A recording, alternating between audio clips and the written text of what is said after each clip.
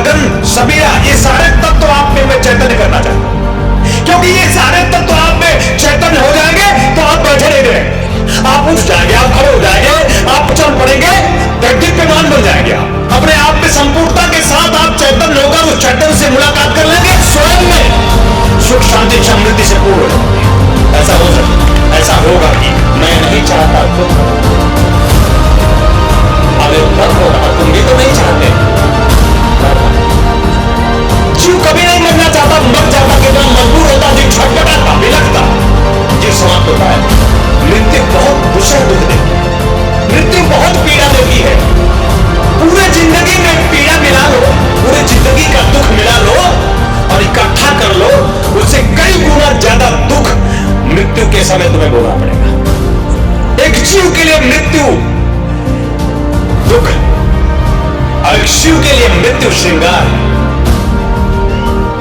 क्योंकि उसकी होती नहीं, मृत्यु कभी उसकी हुई नहीं। और जीवत्व अगर शिवत्व में उपलब्ध हो जाए, जीवत्व अगर शिवत्व को उपलब्ध हो जाए, तो जीव की भी मृत्यु वैसा ही नहीं हुई ना होगी। जीव ये बोध कर जाएगा जैसे शिव की कभी ना हुई ना होगी। बीच बड़ा होगा तो अमृत, एक बूंद अमृत तुम्हें पूर्ण नहीं कर पाएगा।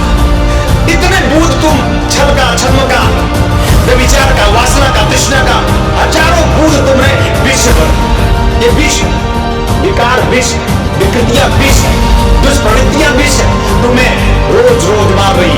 और मैं चाहता हूं इस रोज रोज के मरने से तुम मुक्त हो जाओ। और मैं चाहता हूं कि धिक्कार पूर्ण जिंदगी हो रहा। मैं चाहता हूं अमरता से पूर्ण जीवन हो। मैं चाहता हूं अमृत से भरपूर जीवन। मैं चाहता हूं अपने आप में एक छलकता मस्त जीवन। और ये तब होगा जब आपके नाभि में अमृत होगा। ये तब होगा जब अपने आप में आप हो जाओगे। ये तब होगा जब आपके नाभि में पूरी तरह अमृत छलक जाएगा। और मैं चाहता हूं छलके। नाभि का अमृत सूख रहा है, 10 साल के, 15 साल के, 20, 50 साल के हो गए, सूखते चले जा रहे हो। और 60 साल डर लगता है गुरु को भी कि पता नहीं 61 साल जिंदा रहेगा या नहीं। और मैं चाहता हूं कि तुम 60 साल के हो गए हो तो तुम अपने नाभि के अमृत को छलकाओ। नाभि का अमृत भरेगा तो तुम्हें काल भी मार नहीं सके। और मैं चाहता हूं कि तुम्हारे नाभि में अमृत है, जो रावण के नाभि में अमृत है तो मरा नहीं। अपयशपूर्ण प्रवृत्ति के कारण अपयश प्राप्त हुआ जरूर, लेकिन मरा नहीं, मर सका नहीं, मर सकेगा भी नहीं। सदियां बीत गई, हजारों वर्ष व्यतीत हो गए, लेकिन रावण का नाम लेना पड़ता है। क्यों? क्योंकि गुरु रूप में शिव ने अमृत भर दिया। मैं तो वही कर रहा हूं, गुरु रूप में शिव ने, उसने शिव की उपासना गुरु रूप में कर दी, संपूर्णता के साथ शिव को प्रत्यक्ष कर दिया, स्वयं के अमृत को चैतन्य कर दिया, नाभि का अमृत अपने आप में छलका दिया। अरे देवी देवता जिनसे तुम भीख मांगते रहते हो, सब उसके चेरी बन गए। लक्ष्मी उसकी चेरी नहीं करते। देवी देवता जहां झाड़ू बहारू करते हो, देवी देवता जिसके इशारों पर चलते हो, इतनी शक्ति, इतनी क्षमता शिव तत्व गुरु रूप में आत्मसात करने के बाद एक जीव को प्राप्त हो जाती है। और मैं चाहता हूं कि आप सबका अमृत घट अपने आप में छलक जाए। आप क्या चाहते हो? और आज ही छलकाना चाहता हूं। मैं चाहता हूं कि आप सबका अमृत घट, क्योंकि अभी मैंने आपको पूर्ण किया, जितने तत्वों को मैंने आपको समझाया, ये मैंने कथा नहीं कही। क्षिति, जल, पावक, गगन, सबीरा, ये सारे तत्व आप में मैं चैतन्य करना चाहता हूं। क्योंकि ये सारे तत्व आप में चैतन्य हो जाएंगे तो आप बैठे नहीं रहेंगे, आप उठ जाएंगे, आप खड़े हो जाएंगे, आप चल पड़ेंगे, दिव्यमान बन जाएंगे। आप अपने आप में संपूर्णता के साथ आप चैतन्य होकर उस चैतन्य से मुलाकात कर लेंगे, स्वयं में सुख शांति समृद्धि से पूर्ण हो जाएंगे। ऐसा हो सके, ऐसा होगा भी। इतने तेवर के साथ, इतने जुनून के साथ आप उच्च कोटि की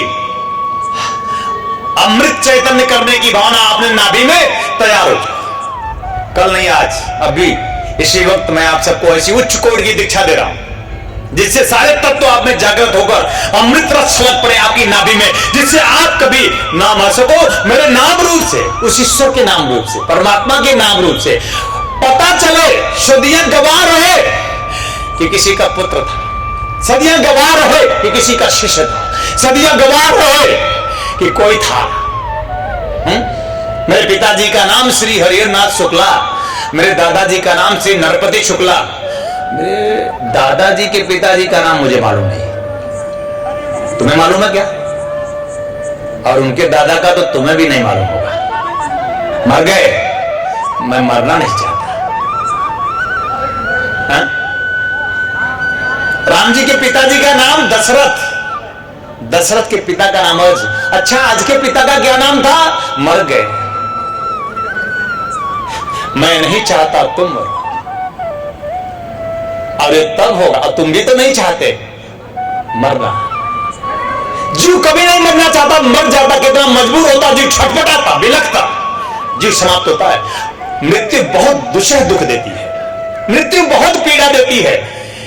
पूरे जिंदगी में पीड़ा मिला लो, पूरे जिंदगी का दुख मिला लो और इकट्ठा कर लो, उससे कई गुना ज्यादा दुख मृत्यु के समय तुम्हें भोगना पड़ेगा। जीवन का ध्रुव सत्य, मृत्यु बहुत पीड़ादायी है मेरे लिए श्रृंगार। एक जीव के लिए मृत्यु दुख है और एक शिव के लिए मृत्यु श्रृंगार है, क्योंकि उसकी होती नहीं, मृत्यु कभी उसकी हुई नहीं। और जीवत्व अगर शिवत्व में उपलब्ध हो जाए, जीवत्व अगर शिवत्व को उपलब्ध हो जाए, तो जीव की भी मृत्यु वैसा ही नहीं हुई ना होगी। जीव ये बोध कर जाएगा जैसे शिव की कभी ना हुई ना होगी। कैसे होगा? जब तुम्हें अमृत बहेगा, ये पंच तत्व जब तुम में जागृत होंगे और संपूर्णता के साथ तुम अपनी ताकत, अपनी शक्ति, अपनी क्षमता का बोध करोगे। सबने किया, राम ने किया, पंच तत्वों को संपूर्णता के साथ जागृत कृष्ण, बुद्ध, महावीर ने, उनसे कम नहीं हो, उनसे कम। तुम में और राम में कोई अंतर नहीं, तुम में कृष्ण में अंतर नहीं, तुम में क्राइस्ट में अंतर नहीं, तुम में महावीर मोहम्मद में अंतर नहीं, तुम में आइंस्टीन में अंतर नहीं। तुम में ऐसा नहीं कि उनके पास बुद्धि तुमसे ज्यादा थी, कुछ अंतर नहीं। अंतर सिर्फ दृढ़ निश्चय का है, अंतर सिर्फ निश्चयता का, अंतर सिर्फ निश्चलता का, अंतर सिर्फ अपने आप में संपूर्ण भाव से समर्पण का। उसकी कमी है। तुम अगर दीन होते हो, को विचारों में गतिशील होते हो, अगर मलिन होते हो, जब जब भी होते हो, तो समझ लेना सिर्फ यही अंतर। दुर्भावनाओं में, भावना में रहना चाहिए, दिव्यता में, श्रेष्ठता में, सर्वोच्चता में, अद्वितीयता में जीवन होना चाहिए। श्रेष्ठ सोच होनी चाहिए, सर्वोच्च सोच होनी चाहिए। घृणा का नहीं, द्वेष का नहीं, ईर्ष्या का नहीं, झूठ का नहीं, पाखंड का नहीं, छल का नहीं, छद्म का नहीं, इन सारे संचारी भावों से मुक्त जीवन होना चाहिए। तो हो तो वही, लेकिन ये सब भरा है, विष भरा होगा तो अमृत, एक बूंद अमृत तुम्हें पूर्ण नहीं कर पाएगा। इतने बूंद तुम छल का, छद्म का, व्यभिचार का, वासना का, तृष्णा का, हजारों बूंद तुमने विष से भर दिया है। ये विष है, विकार विष है, विकृतियां विष है, दुष्प्रवृत्तियां विष है, तुम्हें रोज रोज मार रही है। और मैं चाहता हूं इस रोज रोज के मरने से तुम मुक्त हो जाओ। एक अच्छी सोच, एक सुंदर सोच, एक सत्य सोच, एक शिव की सोच, एक आनंद की सोच। सिर्फ अगर शिष्य हो तो सिर्फ सत्य सोचोगे। सत्य के सिवा, स्नेह के सिवा, सद्भाव के सिवा शिष्य सोच ही नहीं सकता। और अगर सोचता है, षड्यंत्र करता है, छल करता है, छद्म करता है, तो शिष्य नहीं होता। और मैं उसका गुरु कदापि नहीं। जेब से हाथ तो निकलेगा नहीं ना, घबराओ मत, जेब ही नहीं रहेगा। हाथ बद गया है तुम्हारा जेब में, जेब के लिए ही पूरी जिंदगी तुमने गवाई है। न तुम रहोगे न तुम्हारा जेब। जेब के लिए जिंदगी गवाना कितनी मूर्खता है ना। बस उसी को भरो, बाकी तुम खाली होते जाओ। तन सूख रहा है, मन सूख रहा है, प्राण सूख रहा है। अरे अरे अरे, अब सूख ही जाओगे। कितने सुंदर थे तुम बचपन में, अब जवानी आई नहीं कि बुढ़ापा खड़ा हो गया, सूख गए तुम। छी, शिष्य इसे नहीं कहते। शिष्य का सौंदर्य तो सदियां गवा रहती है। कौन सौंदर्यशाली नहीं बनना चाहता? कौन सुंदर नहीं लगना चाहता? कौन स्वस्थ नहीं होना चाहता? कौन सुखी नहीं होना चाहता? कौन है? कोई तो नहीं है। चाहते सभी है, चलते कोई नहीं। कुछ करना ना पड़े और सब मिले, ये तो सिर्फ शिव की बस की बात है। कुछ करना ना पड़े और सब मिले, कुछ करना ना पड़े और सब मिले, ये तो सिर्फ शिव के बस की बात है।